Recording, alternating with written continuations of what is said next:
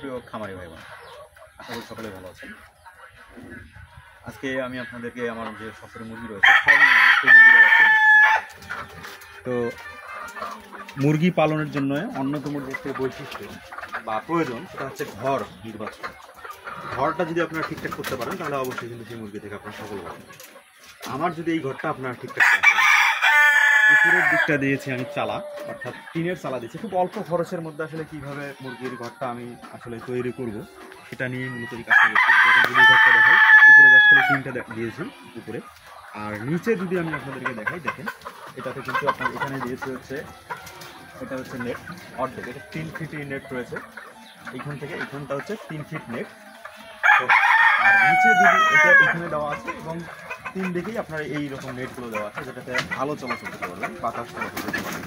এক সাইডে আমার এই ঘরে টিন রয়েছে পুরোটাই আবদ্ধ অবস্থায়। এবং যদি মাচাটা দেখাই আমি আপনাকে, এই মাচাটা কিন্তু নেট দেওয়ার মতো, এটা কোনো লিটার, এখানে লিটার ম্যানেজমেন্ট নাই। তো এইভাবে মুরগি পালন করার অন্যতম একটা উপকার হচ্ছে কি, এই যে যদি আমি আপনাদের এই মাচাটা বুঝাই, তাহলে এটার যে মুরগির যে বিষ্ঠাটা রয়েছে, যে পায়খানাটা রয়েছে, সেটা কিন্তু নিচে পড়ে যাচ্ছে। এটা করে মুরগির রোগ ব্যাধি যেটা, সেই রোগ ব্যাধি কম হচ্ছে। সাধারণত আমরা জানি লিটারে বেশি ঝামেলা, ধরেন যে লিটারে 3টে বড় সমস্যা হচ্ছে, লিটার খরচ, রেগুলার লিটার চেঞ্জ করতে হয়, এরপর হচ্ছে লিটারে রোগ ব্যাধিটা বেশি হয়, এবং লিটারে পরিষ্কার করার জন্য আবার একটা লোকের প্রয়োজন বাড়বে।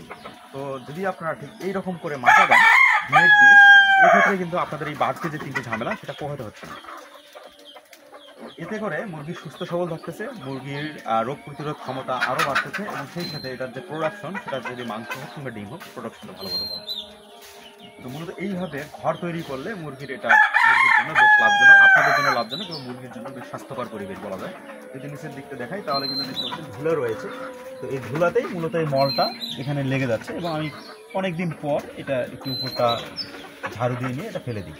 তো এইভাবে যদি আপনারা করেন তাহলে কিন্তু আপনাদের মুরগির ঘরটা সে একটি স্বাস্থ্যসম্মত, আমি মনে করি নিরাপদ ঘর হবে।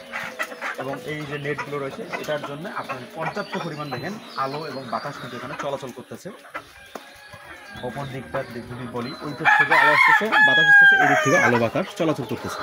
মুরগির ঘর করার জন্য কিন্তু অবশ্যই এইরকম একটা পরিবেশ করবেন, এবং সেই সাথে ডিম পাড়ার জন্য, যেহেতু আমার মুরগি এটা ডিমের মুরগি, তো এরকম করে আমি খাঁচা দিয়েছি যাতে করে ডিমটা ঠিকঠাক পারতে পারে, তো তাদের জন্য। এবং আমার মুরগিগুলো মাশাআল্লাহ দেখেন এখন পর্যন্ত কিন্তু সুস্থ রয়েছে। আপনারা সবাই মাশাআল্লাহ অবশ্যই একটু কমেন্ট করে দেবেন। তো দেখতে পাচ্ছেন এগুলো কিন্তু নিয়মিত ডিম দেয়। ফার্মি মুরগি সম্পর্কে আপনারা অনেকেই জানেন, এবং যদি নাও জানেন তাহলে আমাদের এইখানে কমেন্ট করে জানাতে পারেন, বিস্তারিত জানতে পারবেন।